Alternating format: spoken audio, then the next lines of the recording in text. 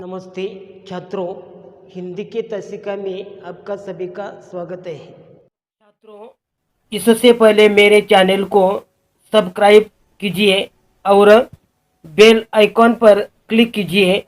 इससे मेरे सभी वीडियो का नोटिफिकेशन आपको मिल जाएगा। नमस्ते छात्रों, हिंदी के तसिका में आपका सभी का स्वागत है। आप कविता नंबर 5 मध्ययुगीन काव्य का अध्ययन कर रहे हैं। उसका जो उपघटक है भक्ति महिमा, संत दादू दयाल जी ने जो लिखा हुआ है कि वो जिस भक्ति महिमा का आपने अध्ययन किया, और आज के तासिका में आप बाल लीला आ जो घटक है उपघटक आ बाल लीला का अध्ययन करेंगे।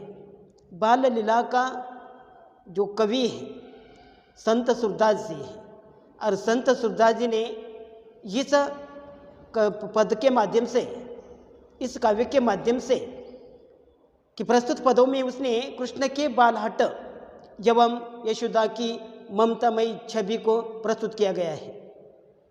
तो इसी प्रकार तो हम कवि का परिचय पढ़ते हैं। संत सूरदास का जन्म 1478 को दिल्ली के पास सिही नामक गांव में हुआ। आरंभ में आप आगरा और मथुरा के बीच यमुना के किनारे गौ घाट पर रहे। वही आपकी भेंट गुरु वल्लभाचार्य से हुई। अष्टछाप कवियों की सगुण भक्ति काव्यधारा के आप एकमात्र से कवि हैं, ऐसे कवि हैं कि जिनकी भक्ति से सख्य, वात्सल्य और माधुर्य भाव निहित है। कृष्ण की बाल लीलाओं तथा वात्सल्य भाव का सजीव चित्रण आपके पदों की विशेषता है। संत सूरदास की मृत्यु 1580 में हुई। प्रमुख कृतियाँ सुरसागर, सारावली तथा साहित्य लहरी आदि है। और प्रस्तुत जो कविता है बाल लीला, यह सुरसागर से ली गई है। काव्य प्रकार है पद काव्य की गेय शैली है। पद काव्य की गेय शैली है। हिंदी साहित्य में पद शैली की दो निश्चित परंपराएं मिलती है। एक संतों के शब्द की और दूसरी परंपरा कृष्ण भक्ति की पद शैली है, जिसका आधार लोकगीतों की शैली है। भक्ति भावना की अभिव्यक्ति के लिए पद शैली का प्रयोग किया जाता है। काव्य परिचय। प्रस्तुत पद में कवि ने कृष्ण के बालहट एवं यशोदा की ममतामयी छवि को प्रस्तुत किया है। प्रथम पद में अपने लाल की हर इच्छा पूरी करने को आतुर यशोदा चांद पाने के कृष्ण को चांद पाने के कृष्ण को हट को चांद की छवि दिखाकर बहला लेती है। चांद को देखने पर कृष्ण की मोहक मुस्कान देख माँ यशोदा बलहरी हो जाती है। द्वितीय पद में माँ यशोदा कृष्ण को कलेवा करने के लिए दुला रही है। उनकी पसंद के विभिन्न स्वादिष्ट व्यंजन सामने रख वह मनोहर कर रही है। संत सूरदास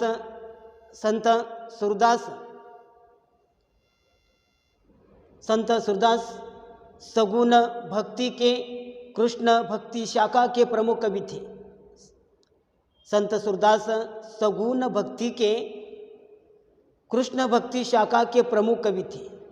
उन्होंने भगवान श्री कृष्ण की लीलाओं से संबंधित मुख्यतः वात्सल्य एवं श्रृंगार रस की रचनाएं की। प्रस्तुत पद में उन्होंने कृष्ण को बालहट तथा माता यशोदा की ममतामयी छवि को प्रस्तुत किया है। पहले पद में वह कृष्ण के चांद पाने के हट को चांद की छवि दिखाकर पूरा करती है। तो दूसरे पद में वे कृष्ण का कलवा करने के लिए मनोहार कर रही है। तो छात्रों देखिए पद्यांश क्रमांक 1 पाठ्यपुस्तक पृष्ठ क्रमांक में 24 पर देखिए, मैं पद पढ़ता हूँ, कविता की जो पंक्तियाँ पढ़ता हूँ। तो देखिए, बार बार जसुमती सुत बोधती अवु चंद तो ही लाल बुलावे। बार बार जसुमती सुत बोधती अवु चंद तो ही लाल बुलावे। मधु मेवा पकवान मिठाई अपने ही खावे तो ही खवावे। मधु मेवा पकवान मिठाई अपने ही खावे तो ही खवावे। कि इस पद में कठिन शब्दार्थ है। जसुमती यशोदा, सुत पुत्र, बोधती समझाती है, आओ आओ, चंद चंद्रमा, तो ही तुम्हें, लाल बालक पुत्र, बुलावे बुलाती है। मधु शहद, मेवा किशमिश बादाम आदि सुखाए हुए बढ़िया फल है। पकवान घी में पकाए हुए खाद्य पदार्थ है। अपुन खुद खावे खाएंगे, खवावे खिलाऊ। पदों का यह शब्द, जिस पंक्ति में यह पद में यह शब्द कठिन शब्दार्थ आपने देखे। तो पदों का सरल भावार्थ देखिए। माता यशोदा अपने बेटे को चुप कराने के लिए बार बार समझाती है। माता यशोदा अपने बेटे को चुप कराने के लिए बार बार समझाती है। वे कहती है, चंदा आ जाओ, तुम्हें मेरा लाल बुला रहा है। तुम यहाँ आ जाओ, मेरा लाल शहद, तरह तरह के मेवे, पकवान और मिठाइयाँ खुद भी खाएगा और तुम्हें भी खिलाएगा। कि माता यशोदा अपने बेटे को चुप कराने के लिए बार बार समझाते हुए कहती, चंदा आ जाओ, तुम्हें मेरा लाल बुला रहा है। तुम यहाँ आ जाओ, मेरा लाल शहद, तरह तरह के मेवे, पकवान और मिठाइयाँ खुद भी खाएगा और तुम्हें भी खिलाएगा। कि यशोदा अपने पुत्र को शांत करते हुए कहती है कि ये चंद्रमा, तुम आओ, तुम्हें मेरा बेटा बुला रहा है। तुम आओ, वह मधु मेवा पकवान और मिठाइयाँ खुद खाएगा और तुम्हें भी खिलाएगा। वह तुम्हें हाथ पर लेकर खेलेगा, तुम्हें जमीन पर बिल्कुल नहीं बैठाएगा। वे बर्तन में पानी भरकर हाथ से ऊपर उठाती हुई कहती है कि हे चंदा, तुम इस पानी में शरीर धारण करके आ जाओ। वे बर्तन का पानी जमीन पर रखकर कृष्ण से वह कहती है, देखो वह चांद पकड़ कर लाई हूँ। और उसी प्रकार यह भगवान श्री कृष्ण को समझाते हुए राधा कहती है। तो छात्र देखिए आगे के जो पद देखिए। हथ ही पर तो ही लिने खिले, नैको नहीं धरनी बिठावी। हथ ही पर तो ही लिने खिले, नैको नहीं धरनी बैठावे। जल बासन कर ले जो उठवती, यही मई तू तन धरी आवे। जल बासन कर ले जो उठवती, यही मई तू तन धरी आवे। कि इस जो पदों में कठिन शब्दार्थ है।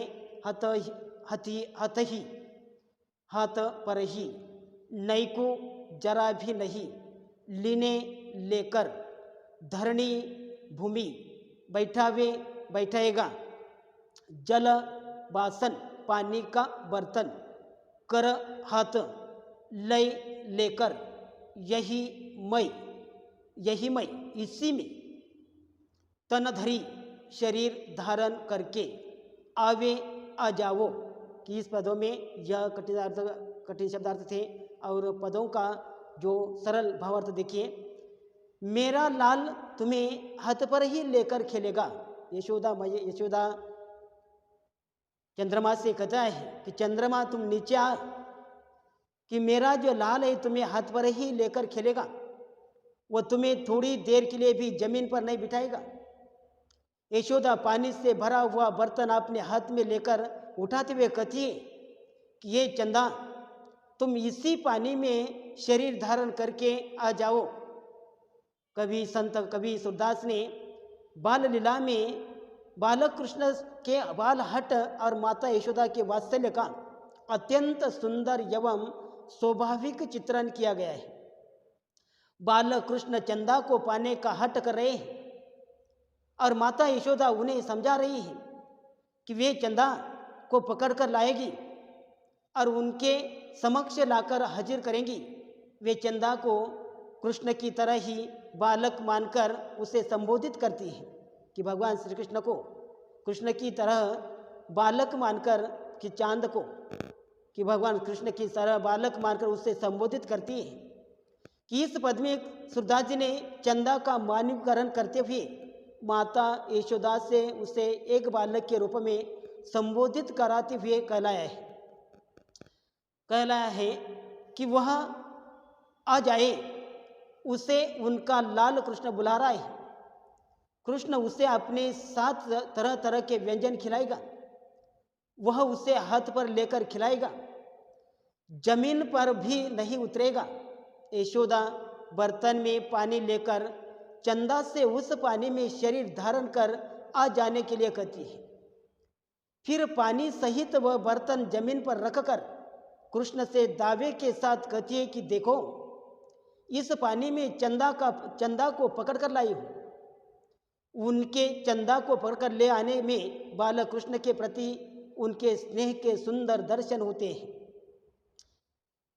उनके चंदा को पकड़कर ले आने में बालक कृष्ण के प्रति उनके स्नेह के सुंदर दर्शन होते हैं। इन पदों में कवि ने लोकगीतों की पद शैली में अत्यंत सीधे साधे और सरल शब्दों में बालहट्ट और माता के वात्सल्य का चित्रण किया है। प्रसाद एवं माधुर्य गुण कविता में स्पष्ट रूप से दिखाई देते हैं। और इसी प्रकार की आगे के जो पद हैं, आगे की ताशिका में देखिए।